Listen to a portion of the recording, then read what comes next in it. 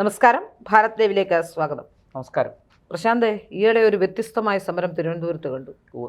അതായത് സമരം നടക്കുമ്പോൾ ബ്ലേഡ് കൊണ്ടുള്ള അക്രമം. യഥാർത്ഥത്തിൽ എല്ലാവരും വിചാരിച്ചു കേരള പോലീസാണ് എന്ന്. കാരണം SFIക്കാരാണല്ലോ ആരോപണം ഉന്നയിച്ചത്. അതുകൊണ്ട് ഒരു പക്ഷേ കുറച്ച് പേരെങ്കിലും അങ്ങനെയൊക്കെ ഞാൻ വിചാരിച്ചില്ലേ. കാരണം രക്തസാക്ഷികളെ അവരുണ്ടാക്കുന്ന രീതി നമുക്കറിയാവുന്നത് കൊണ്ട് തന്നെ അവരെന്തൊക്കെ ചെയ്യും. ഇപ്പോൾ ഒന്നാമത് ഒരു നിവൃത്തിയുമില്ല, ഒരു ഭരണവുമില്ല, തിരുവനന്തപുരം കോർപ്പറേഷനിൽ പോലും ഇല്ല. അതുകൊണ്ട് ഈ ഗുണ്ടകൾക്ക് ഇഷ്ടംപോലെ സമയം കിട്ടുന്നുണ്ട്. രാജ്യസഭയിലേക്ക് ഒരു MB ജയിപ്പിക്കാൻ പോലും കഴിയില്ല. അപ്പോൾ ഈ തിരുവനന്തപുരത്തെ സാധാരണ നമുക്കറിയാം, കോളേജുകളിലൊക്കെ നമ്മൾ പഠിക്കുമ്പോഴും കോളേജുകളിൽ എപ്പോഴെങ്കിലും യൂണിയൻ വേറെ ഏതെങ്കിലും രാഷ്ട്രീയ പാർട്ടിക്ക് കിട്ടിയാൽ യൂണിയൻ ഒരു പ്രോഗ്രാം നടത്താൻ ഇവർ സമ്മതിക്കില്ല. ഇത് സാധാരണ ഇവരുടെ ഒരു സ്ഥിരം അഴിഞ്ഞാട്ടമാണ് കാണുന്നത്. അപ്പോൾ ഈ ബ്ലേഡും കൊണ്ട് വന്ന് അവസാനം ഇത് അന്വേഷണം പോയപ്പോൾ അറസ്റ്റ് ചെയ്തത് CPMകാരൻ, അതായത് SFIക്കാരനെ തന്നെയാണ്. CPM അനുകൂലിയായ ഒരു SFIക്കാരനെ തന്നെയാണ് പിടിച്ചിട്ടുള്ളത്. അതായത് SFIയുടെ ജില്ലാ സെക്രട്ടറി നന്ദൻ. ഈ നന്ദനെ പിടികൂടാനുള്ള സാഹചര്യം ഉണ്ടായത് എനിക്ക് തോന്നുന്നു AKG സെൻറ്ററിൽ നിന്നാണ്, ഒളിവിൽ കഴിയുമ്പോഴാണ്, CPMൻ്റെ ഓഫീസിൽ നിന്നാണെന്നൊക്കെ ഉള്ള വിവരങ്ങളാണ് പുറത്തു വരുന്നത്. യഥാർത്ഥത്തിൽ ഈ ED ആക്രമിച്ച കേസിലെ കുറേ പ്രതികൾ ഇവരുടെ ഓഫീസുകളിലൊക്കെ ആയിരുന്നു എന്നാണ് മനസ്സിലാക്കാൻ സാധിക്കുന്നത്. അവിടേക്ക് കയറാൻ സമ്മതിക്കാതെ പ്രതിരോധം തീർത്തുകൊണ്ട് അവരുടെ പ്രവർത്തകർ നിന്നു എന്നുള്ളത് വേറൊരു കാര്യം. എന്താണ് സംഭവിച്ചുകൊണ്ടിരിക്കുന്നത്? അതായത് IHRD ഫീസ് വർധനയ്ക്കെതിരെ എനിക്ക് തോന്നുന്നു കഴിഞ്ഞ മാസം 26-ാം തീയതി ആണോ എന്ന്, ജൂൺ 24-ന്, ജൂൺ 24-നായിരുന്നു സമരം, ഏതാണ്ട് ഒരാഴ്ച മുമ്പേ. അപ്പോൾ സമരം നമുക്കറിയാം, സെക്രട്ടേറിയറ്റിന് മുമ്പിലെ സമരം, SFI സമരം എപ്പോഴും അക്രമാസക്തമാവും. അപ്പോൾ കഴിഞ്ഞ 10 വർഷമില്ലാതിരുന്ന സമരമാണ് ഇപ്പോൾ ആരംഭിച്ചിരിക്കുന്നത്. ഒരു സുപ്രഭാതത്തിൽ പൊട്ടിമുളച്ചതുപോലെ സമരം അങ്ങ് ആരംഭിക്കുകയായിരുന്നു. അപ്പോൾ അവിടെ പോലീസ് ജലപീരങ്കി പ്രയോഗിച്ചു, പിന്നെ ചെറിയ തോതിൽ ലാത്തിച്ചാർജൊക്കെ നടത്തി. പക്ഷെ ആ ബാരിക്കേഡ് വലിച്ചു പൊട്ടിക്കാൻ ശ്രമിക്കുന്ന നേതാക്കളെല്ലാം നമ്മളെല്ലാവരും കണ്ടതാണ്, ദൃശ്യങ്ങളൊക്കെ ഉണ്ടായിരുന്നു. അപ്പോൾ അതിനിടയ്ക്കാണ് ഈ പോലീസുകാർക്ക് കയ്യിൽ ബ്ലേഡ് കൊണ്ട് മാരകമായി മുറിവേറ്റിട്ടുണ്ട്. മാത്രമല്ല ഈ ബ്ലേഡുകൾ, നിരവധി ബ്ലേഡുകൾ അവിടെ ഈ സംഭവ സ്ഥലത്തുനിന്ന്, സമര സ്ഥലത്തുനിന്ന് കിട്ടി പോലീസിന്. ബ്ലേഡുകൾ പോലീസ് എടുത്ത് ശേഖരിച്ച് വെച്ചിട്ട് അത് അപ്പം തന്നെ ഇതെന്താ പ്രശ്നം എന്ന് വെച്ചാൽ, പോലീസിന്റെ ഒരു വീഡിയോഗ്രാഫറും ഫോട്ടോഗ്രാഫറും എപ്പോഴും ഉണ്ടാവും സമരങ്ങൾ ചിത്രീകരിക്കാൻ. മാധ്യമങ്ങൾ, ഇപ്പോൾ നമുക്കറിയാലോ കേരളത്തിൽ ഓൺലൈൻ മാധ്യമങ്ങൾ കുറച്ചൊക്കെ മറച്ചു വെക്കും. അല്ല, ആവശ്യമുള്ള എഡിറ്റ് ചെയ്തൊക്കെ പബ്ലിഷ് ചെയ്യും. ലൈവ് പോകുമ്പോൾ ഒന്നും ചെയ്യാൻ പറ്റില്ല. അതിനു മുമ്പ് തന്നെ പോലീസ് ഈ ദൃശ്യങ്ങളൊക്കെ ശേഖരിച്ചു. അപ്പോൾ ശ്രീല പറഞ്ഞ ശരിയാണ്, യൂട്യൂബർമാര്, ഓൺലൈൻ മാധ്യമങ്ങൾ, ഇവരെല്ലാം ഉണ്ടായിരുന്നു. ഇവരെല്ലാവരും ഇത് എടുത്തു. അപ്പോൾ പോലീസുകാർ കൈകളിൽ മാരകമായി മുറിവേറ്റിരിക്കുന്നു. ഇത് പോലീസ് ഇവരെ പിടിച്ചു മാറ്റാൻ ശ്രമിക്കുമ്പോൾ, ഇവർ സംഘർഷം ഉണ്ടാക്കുന്ന ഇവരെ തടയാൻ ശ്രമിച്ചപ്പോൾ ഒക്കെ പോലീസിന് നേരെ ഉപയോഗിച്ചതാണ്. വളരെ കൃത്യമായിട്ട് ഇതിൻ്റെ തെളിവുകളെല്ലാം, അതായത് പോലീസുകാർ സ്വയം സൃഷ്ടിച്ചതല്ല എന്ന് വളരെ കൃത്യമായിട്ട് നമുക്ക് മനസ്സിലാക്കാം. കാരണം ഈ സ്വയം സൃഷ്ടിച്ചതാണെങ്കിൽ അത് മനസ്സിലാക്കാൻ പറ്റും. ഇതങ്ങനെയല്ല, കൃത്യമായൊരു ആക്രമണ സ്വഭാവം അതിനകത്തുണ്ട്. ഇത് SFIയുടെ സംസ്ഥാന പ്രസിഡന്റ് പിന്നെ M ശിവപ്രസാദ് നേതൃത്വം നൽകിയ സമരമാണ്. പിന്നെ വലിയ മുതിർന്ന നേതാക്കൾ, SFIയുടെ നേതാക്കളൊക്കെ അവിടെ ഉണ്ടായിരുന്നു. അപ്പോൾ അതിൽ കഴിഞ്ഞ ദിവസം ഞാൻ മനസ്സിലാക്കുന്ന ശരിയാണെങ്കിൽ ഒരു 3-4 ദിവസം മുമ്പ് നെടുമങ്ങാടോ അരുവിക്കരയിലോ നിന്ന് അൽ അമീൻ എന്ന് പറയുന്ന ഒരു SFI പ്രവർത്തകനായ ഒരു വിദ്യാർത്ഥിയെ പോലീസ് അറസ്റ്റ് ചെയ്തു. ഈ ബ്ലേഡ് ആക്രമണത്തിന്റെ സൂത്രധാരൻ മാത്രമല്ല, ഈ പറയുന്നത് പോലെ ഈ ആക്രമണം നടപ്പിലാക്കുക കൂടി ചെയ്ത ആളാണ് അൽ അമീൻ. അപ്പൊ ഇങ്ങനെ പലരെയും പോലീസ് പൊക്കി ഇവരിലൂടെ ഇതിന്റെ ഗൂഢാലോചന, ഇതിന് നേതൃത്വം കൊടുത്ത ആള്, ഇവരിലേക്കൊക്കെ പോലീസ് എത്തിക്കൊണ്ടിരിക്കുകയാണ്. അപ്പോൾ ഒരു പ്രധാനപ്പെട്ട ആള് ഈ ജില്ലാ സെക്രട്ടറി നന്ദനാണ്. SFIയുടെ ജില്ലാ സെക്രട്ടറി മുങ്ങി. ഇപ്പം ഞാൻ ചോദിക്കട്ടെ, ഞാനൊരു കുറ്റവും ചെയ്തിട്ടില്ലെങ്കിൽ പിന്നെ എനിക്ക് പേടിയൊന്നുമില്ല, ഞാനിത് ചെയ്തിട്ടില്ല എന്ന് സധൈര്യം പറയാമല്ലോ. പക്ഷേ ജില്ലാ സെക്രട്ടറി മുങ്ങി. എവിടെയെന്ന് കണ്ടെത്താൻ പോലീസിന് പറ്റിയില്ല. അങ്ങനെ പോലീസ് വളരെ തെരഞ്ഞു പിടിച്ച് നടന്ന അവസാനം ഇയാൾ ഒളിവിലിരിക്കുന്ന സ്ഥലം മനസ്സിലാക്കി. അത് AKG സെന്റർ അല്ല, അത് CPMന്റെ ജില്ലാ കമ്മിറ്റി ഓഫീസായിരുന്നു. ഈ ജില്ലാ കമ്മിറ്റി ഓഫീസിന് അകത്ത് കയറി ഇയാൾ അറസ്റ്റ് ചെയ്യുക എന്ന് പറഞ്ഞാൽ റിസ്ക് ആണ്. കാരണം ഒരു രാഷ്ട്രീയ പാർട്ടിയുടെ ഓഫീസിനകത്ത് കയറുക എന്ന് വെച്ചാൽ അത് വാറണ്ടൊക്കെ വേണം. അപ്പോൾ അതിന് കോടതിയിൽ പോയാൽ ഇവരുടനെ എതിർപ്പുമായിട്ട് വരും. അങ്ങനെയാണ് ഇങ്ങനെയാണെന്നൊക്കെ പറഞ്ഞ് വലിയ ബഹളമാവും. അപ്പോൾ അത് ഈ പറയുന്നത് പോലെ സംസ്ഥാന ഭരണത്തെ പോലും പിടിച്ചോലയ്ക്കും. കാരണം ഇവര് സംഭവം ഇപ്പം 35 MLA-മാരെ ഉള്ളുവെങ്കിലും ഒരു സഭയിൽ അഴിഞ്ഞാടും. അതൊക്കെ നമുക്ക് അറിയുന്ന കാര്യമാണ്. അതുകൊണ്ട് പോലീസ് തിരുവനന്തപുരം നഗരസഭ കാണിക്കുന്നുണ്ട്. അതെ അതെ അതെ. പിന്നെ പോലീസ് സംയമനം പാലിച്ച് വളരെ രഹസ്യമായിട്ട് ഈ ജില്ലാ കമ്മിറ്റി ഓഫീസിനെ അങ്ങ് ഷാഡോ ചെയ്തു. എന്ന് വെച്ചാൽ ഇതിന്റെ ചുറ്റിനും മഫ്റ്റിയിൽ രഹസ്യ പോലീസിനെ ഇട്ടു. അങ്ങനെ ഇവരവിടെ പോലീസ് രഹസ്യമായിട്ട് അവിടെ തമ്പടിച്ചിരിക്കുമ്പോൾ ഈ നന്ദൻ എന്തോ ഒരു ആവശ്യത്തിന് CPM ജില്ലാ കമ്മിറ്റി ഓഫീസിൽ നിന്ന് പുറത്തിറങ്ങി ഗേറ്റിന് പുറത്തിറങ്ങിയതും ടപയെന്ന് പോലീസ് അങ്ങ് പൊക്കി. പെട്ടെന്ന് തന്നെ ഒരു വണ്ടി വന്നു ഇയാളെ പിടിച്ചിട്ടുണ്ട് അങ്ങ് പോയി. ഇപ്പോൾ ഇയാള് ഈ കേസിൽ ആസൂത്രണവും നടപ്പിലാക്കലും ഒക്കെ ചെയ്ത ടീമിന്റെ ഭാഗമാണ്. അപ്പോൾ വളരെ കൃത്യമായിട്ട് ഇതിനൊക്കെ SFIയിൽ ട്രെയിൻഡ് ആയിട്ടുള്ള ആൾക്കാർ, ക്രിമിനലുകളുണ്ട്. അതായത് ക്രിമിനലുകൾ പോലീസിനെ എങ്ങനെ ആക്രമിക്കാം, പോലീസിനെ നേരെ എനിക്ക് തോന്നുന്നു ഇപ്പോ SFIക്കൊന്നും ആളെ കിട്ടുന്നില്ല. പണ്ടൊക്കെ ജനാധിപത്യ മാർഗത്തിൽ സമരം ചെയ്യാൻ 10 ആൾക്കാർ കൂടെ ഉണ്ടാവും. ആരെയും കിട്ടുന്നില്ല എന്നുള്ളേ. പണ്ട് ഇവര് ചെയ്യുന്ന എന്താന്ന് വെച്ചാൽ പിള്ളേരെ പണ്ട് ഈ അത് പ്രീ ഡിഗ്രി അടർത്തി മാറ്റിയതോടുകൂടിയാണ് ഇവര് പൊളിഞ്ഞു പോയത്. അത് ഇവര് തന്നെ ചെയ്തതാണ്. ഇവര് തന്നെ പ്രീ ഡിഗ്രി അടർത്തി മാറ്റിക്കൊണ്ടുവന്നു. കാരണം വേറെ നിവർത്തിയില്ല. അപ്പോൾ ഈ സാധാരണ നമ്മളൊക്കെ പഠിക്കുന്ന കാലത്ത് പ്രീ ഡിഗ്രി പിള്ളേരാണ് ഇതിനിറങ്ങുന്നത്. അതായത് ഇപ്പൊ തിരുവനന്തപുരത്ത് ഞാൻ കണ്ടിട്ടുണ്ട്. തിരുവനന്തപുരത്ത് സെക്രട്ടേറിയറ്റിന്റെ മുമ്പിൽ വിളനിലം, ഞാൻ പ്രീ ഡിഗ്രി പഠിക്കുമ്പോൾ നടന്ന ഒരു സംഭവം, വിളനിലം സമരം. ആ പാവം മനുഷ്യനെ വേട്ടയാടി കണക്കില്ല. അദ്ദേഹത്തിന്റെ ഒരു സർട്ടിഫിക്കറ്റ് വ്യാജമാണെന്ന് പറഞ്ഞാണ് അവസാനം അത് വ്യാജമെല്ലാം തെളിഞ്ഞു. ഒന്നുമല്ല, അത് വളരെ അദ്ദേഹത്തെ പോലൊരു എഫിഷ്യന്റ് ആയ ഒരു വിദ്വാനായ മനുഷ്യനാണ്. അതൊക്കെ ഇവരെത്ര തലമുറകളെയാണ് ശാപത്തിന്റെ തീച്ചുളയിൽ കൊണ്ടെറിഞ്ഞതെന്ന് അറിയാമോ SFI? ഇതൊക്കെ ആ മനുഷ്യന്റെ മനസ്സ് എന്തുമാത്രം വിഷമിച്ചു കാണും. അത് കള്ളനെന്ന് ആരോഗ്യം ഇരിക്കട്ടെ. അപ്പൊ അന്നൊക്കെ സർട്ടിഫിക്കറ്റ് ഉണ്ടാക്കി അവർക്ക് പരിചയമുണ്ടല്ലോ, അതുകൊണ്ടാണ് എല്ലാ സർട്ടിഫിക്കറ്റും വ്യാജമാണ്. അതുകൊണ്ട് ഏത് സർട്ടിഫിക്കറ്റ് കണ്ടാലും വ്യാജമാണെന്ന് തോന്നുന്നു. അടുത്ത കാലത്ത് വ്യാജ സർട്ടിഫിക്കറ്റ് ഉണ്ടാക്കി രണ്ടുപേരും കല്യാണം കഴിച്ചു. ഈ തിരുവനന്തപുരം യൂണിവേഴ്സിറ്റി കോളേജിൽ ആർട്സ് കോളേജ്, അല്ലെ വിമൻസ് കോളേജിൽ നിന്ന് പെൺകുട്ടികള്, അതുപോലെ MG കോളേജിലെ SFIക്കാര്, മാറിവാനിസിലെ SFI, ചെമ്പഴന്തിയിലെ SFI, സെന്റ് ആൻഡ്രൂസിലെ SFI, ഇങ്ങനെയുള്ള എല്ലായിടത്തെയും പിള്ളേരെ രാവിലെ ഇവിടെ കൊണ്ടുവരും. എവിടെ? യൂണിവേഴ്സിറ്റി കോളേജിൽ. ഈ പ്രീ ഡിഗ്രിക്കാരാണ് വരുന്നത്, ഡിഗ്രിക്കാർ വരത്തില്ല. ഡിഗ്രിക്കാർ കുറച്ചുകൂടെ എന്ന് വെച്ചാൽ ഇന്ന് പഠിക്കണം എന്നെങ്കിലും, കാരണം ജീവിതം കുറച്ചുകൂടെ സീരിയസ് ആയി. മറ്റത് ഈ സ്കൂള് കഴിഞ്ഞ് ഇങ്ങോട്ട് വന്ന് 10ാം ക്ലാസ് കഴിഞ്ഞ് വന്ന്. അത് മാത്രമല്ല, ഈ കുട്ടികളെ ഞാൻ കണ്ടിട്ടുള്ളത് കോളേജിൽ ഇപ്പോൾ നമ്മൾ സമരത്തിന് ക്ലാസ്സിൽ കയറുന്നതായിരിക്കും കുട്ടികൾ. ഇവർ വന്ന് ഒരു 2 മിനിറ്റ് സംസാരിച്ച് സമരമാണ് ഇറങ്ങൂ എന്ന് പോകുന്ന കുട്ടികളെ ഇവരോട് ചേർത്തങ്ങ് കൊണ്ടുപോകും. ആ കുട്ടികളെ മാറാൻ സമ്മതിക്കില്ല. അപ്പൊ പിള്ളേർ പേടിച്ചിട്ട് പോകുന്ന കുട്ടികളറിയാമോ? പെൺകുട്ടികളും ആൺകുട്ടികളുമായിട്ട് അങ്ങനെ ഒരു വിഭാഗം ഫ്രണ്ടിൽ കാണും. ഇവരെ നിർത്തിയിട്ടാണ് പുറകിൽ ഈ അക്രമകാരികളെ ഈ ക്രിമിനലുകളെ കൊണ്ടുവന്ന്. ഈ ക്രിമിനലുകൾ വന്ന് ഇതിന്റെ സമരത്തിന്റെ രീതി അങ്ങ് മാറ്റും. അല്ല, തമ്പടിക്കും ആദ്യം. ഉടനെ അവിടെ ഒരു നേതാവ് വരുന്നു, പ്രസംഗിക്കുന്നു, വലിയ ഘോരം. പിന്നെ അങ്ങ് അമേരിക്കൻ ആഗോള സാമ്രാജ്യത്വ തേങ്ങ മാങ്ങ തൊട്ട് ഇനി ഇവിടത്തെ ഒരു ബ്രാഞ്ച് തലത്തിലെ ഇതിന്റെ ഇടയ്ക്ക് പ്രസംഗിച്ച് തീരാറാവുമ്പോൾ ഒരു സിഗ്നൽ കിട്ടും. സിഗ്നൽ കിട്ടുന്നത് ഈ പുറകിലാണ് ഈ ക്രിമിനൽ. യുവന്മാരെന്ത് ചെയ്യുന്നു? അവിടെ അങ്ങോട്ട് കല്ല്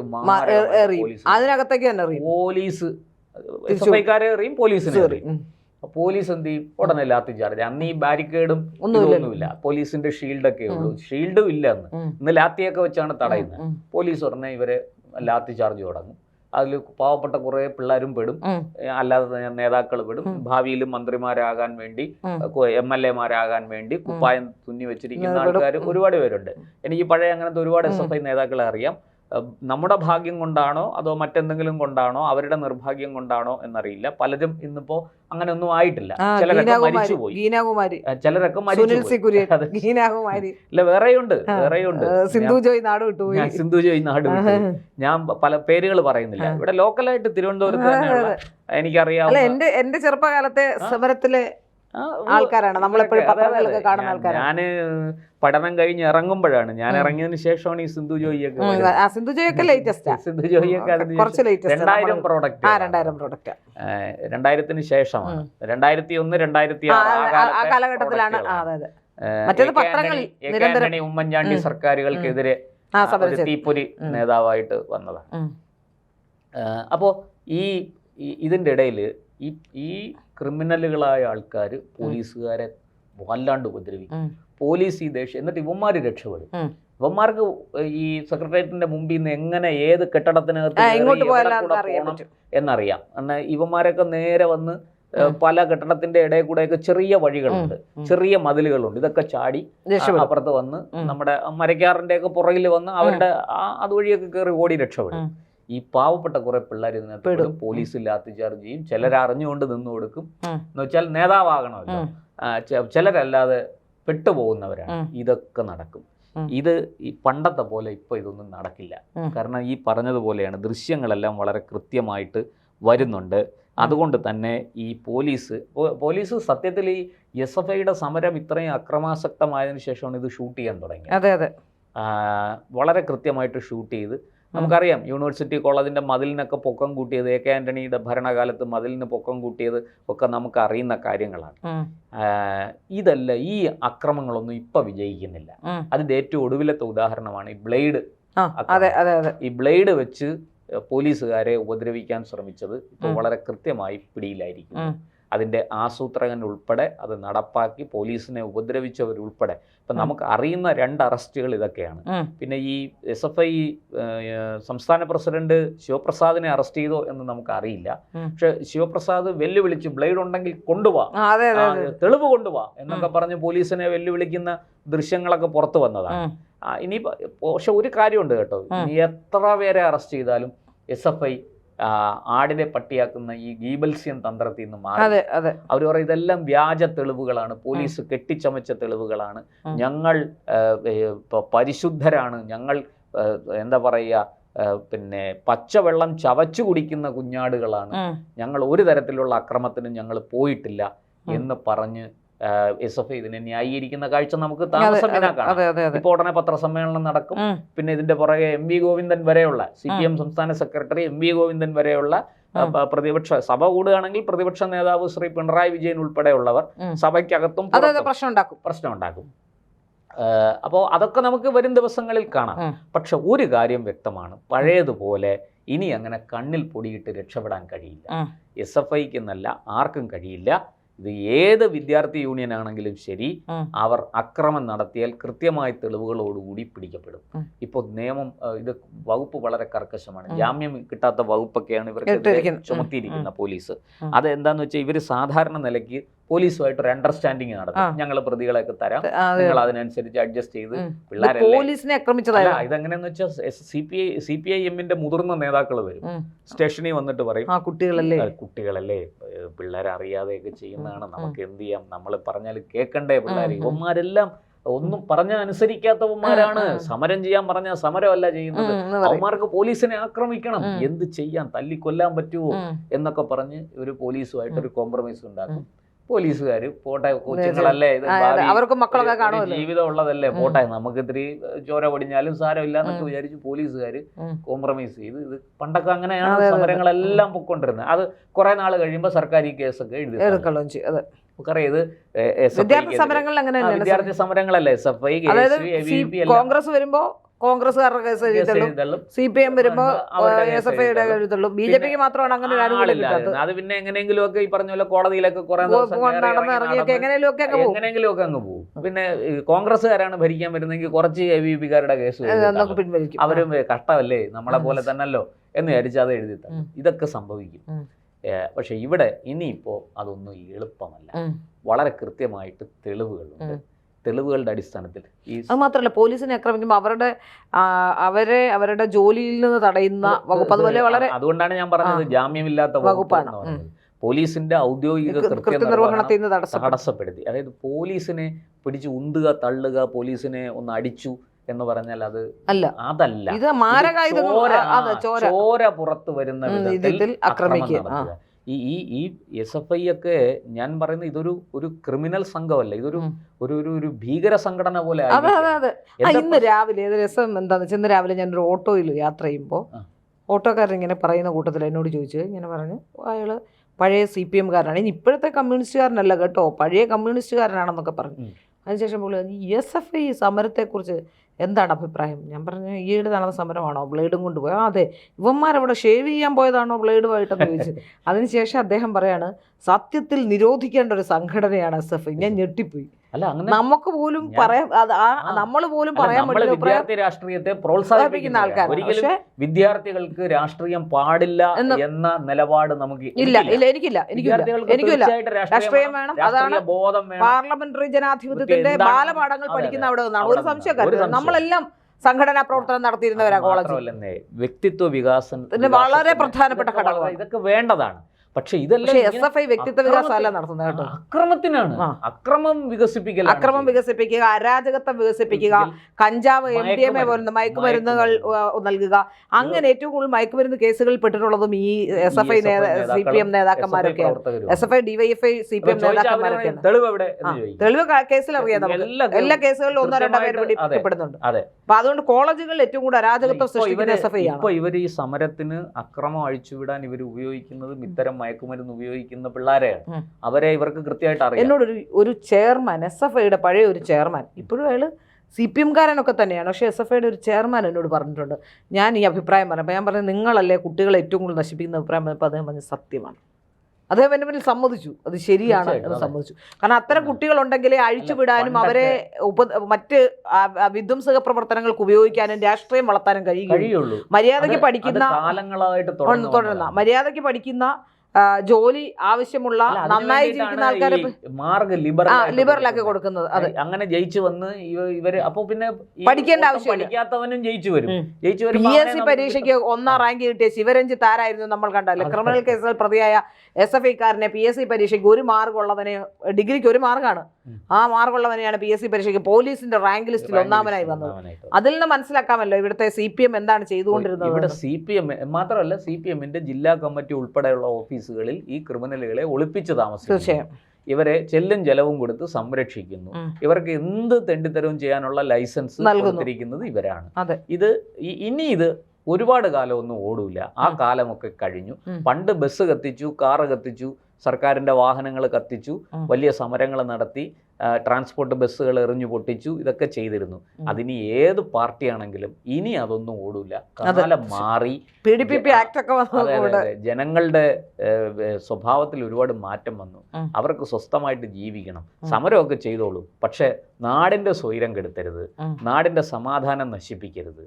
അത് നശിപ്പിക്കാൻ ശ്രമിച്ചാൽ ജാമ്യമില്ലാ വകുപ്പിൽപ്പെട്ട് അകത്ത് കിടന്ന് അഴിയെണ്ണേണ്ടി വരും. അടുത്ത കാലത്തൊന്നും ഇറങ്ങാൻ സാധിക്കില്ല.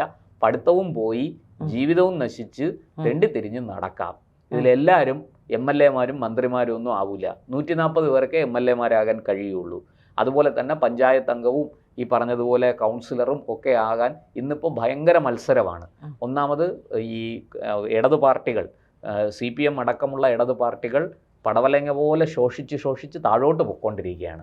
അവിടേക്ക് BJPയും കോൺഗ്രസും കേരള കോൺഗ്രസും മുസ്ലിം ലീഗും ഒക്കെ കടന്നു കയറിക്കഴിഞ്ഞു.